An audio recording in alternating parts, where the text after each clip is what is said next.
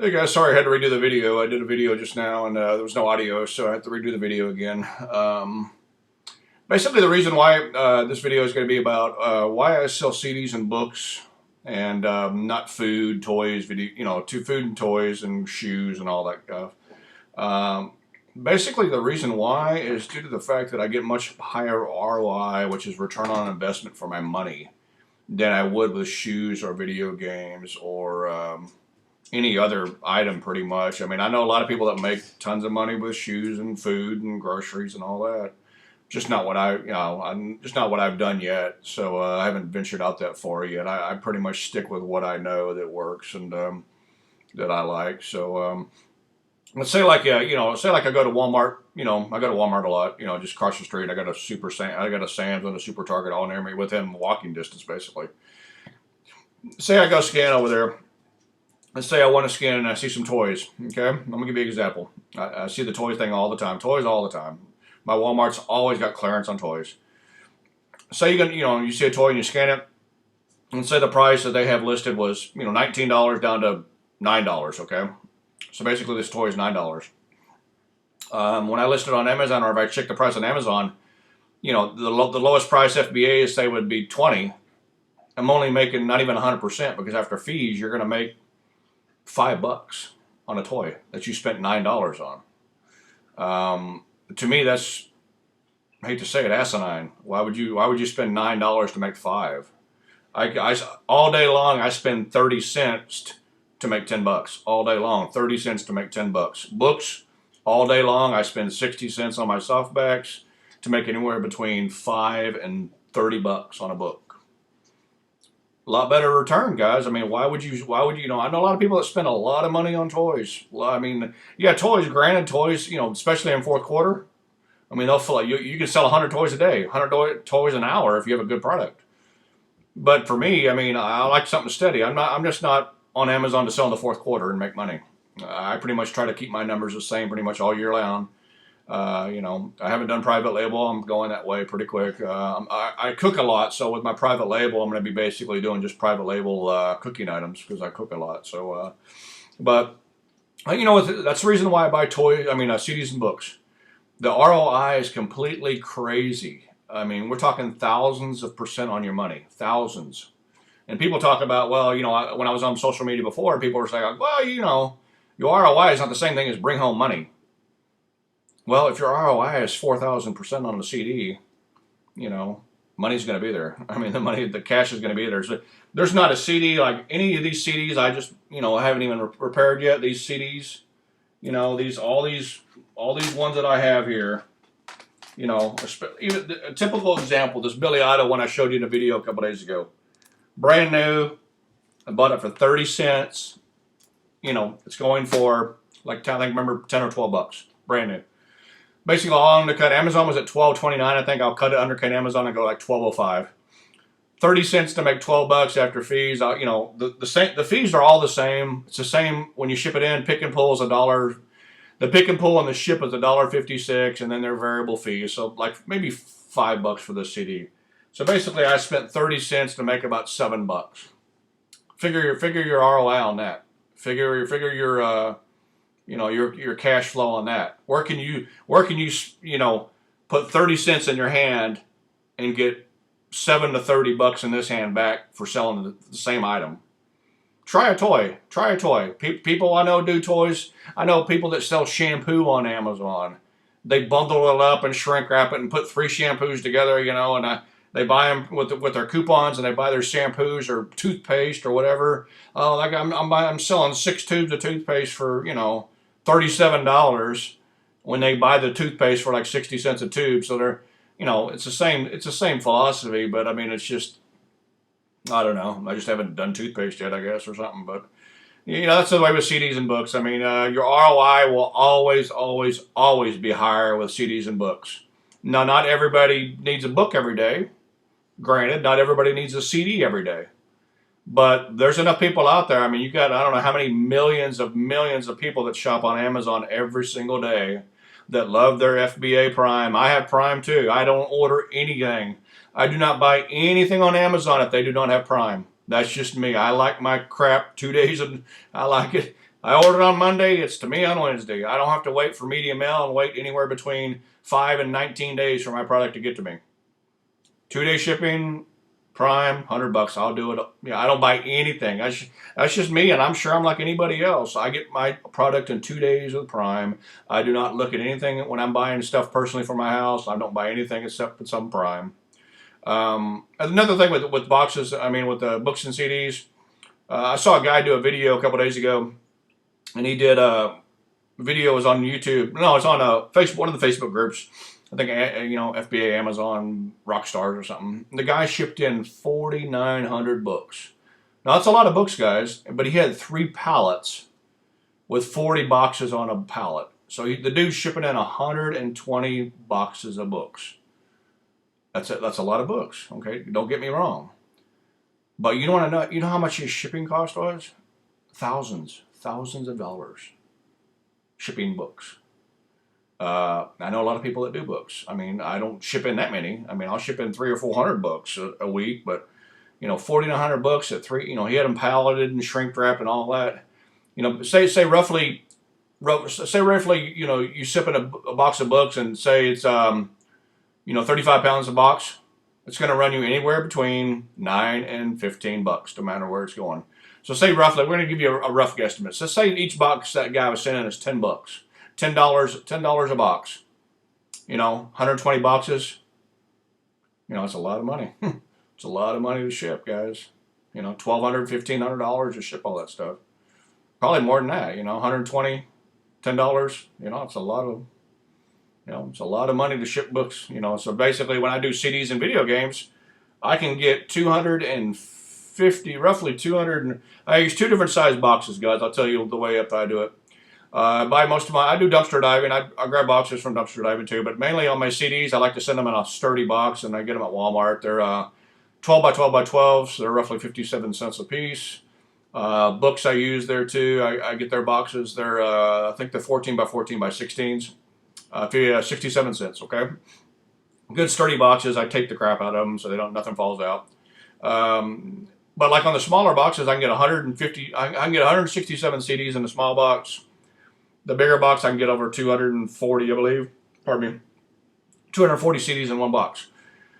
So say basically I'm shipping in CDs, say like tomorrow, Monday I'm going to ship in some books. Say I can only get 30 books in a box.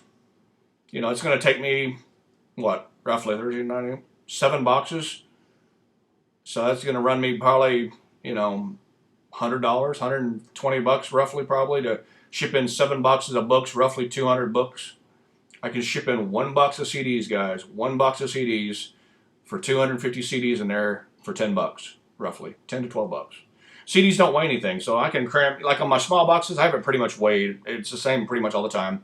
My 12 by 12 by 12 boxes, I can get 167 CDs in those boxes. Shipping weight is usually 30 pounds. 30 pounds going to wherever it is never usually more than $12. So I can ship 167 items, 1 box for $12. I don't like to ship a lot of books in that are heavy and stuff like that because, I'm sitting there and it affects your cash flow. When you're shipping in that many books, I don't mind sending in books, but, I can ship in 1,000 CDs and 5 boxes for $45, $50. Because granted, you remember, the higher the weight, the less you pay. So, when you get if you want to send a massive box of CDs, you can go all the way, get you a 20 by 20 by 20 or something, a big box, shipping, 50 pounds of CDs for, $10. I just don't like to send them in that heavy because they're too big. But you can see what the gist of where I'm coming from. That's why I do CDs and books. A lot of times I'll give you the ranks on the books. Books, people ask me all the time about the ranks on the CDs and books. I'm going to give you both to you right now. The way I do business. You don't have to copy it. It's just my opinion. Like I said, I'm no guru. I'm no god of CDs and books. Works for me. Okay. Books, I tend to stay under 1.2 million. Usually the top 10, top 10% or top 5% is going to be like $1 million and under. The thing is with books, I've had books at Amazon that are under 750,000 that have been there 2 years, and I'm the lowest priced Amazon seller. Go figure. I don't know. I mean, ranking is not everything. Ranking is not everything at all, guys. I mean, don't get hooked up on say, I got a book that's ranked 500,000. It's going to sell tomorrow, 2 days. Not the case, guys. Not the case with books. Caleb Roth, my buddy, says the same thing. You know, you can send in books just because it's ranked right doesn't mean it's going to sell. Not everything sells, even though it's got a good rank. Not everything sells on Amazon. Um, so you know, with me, the books I stay in, 1.2 million and under. Usually I stay in roughly about a million. Most of the places I go to, the books are all pretty much pretty good anyway. They're usually under 800,000. Pretty much every book I buy, so I don't really worry about getting too high a ranking. Usually the higher ranked books I get are at thrift stores. Um, but like yeah, so basically.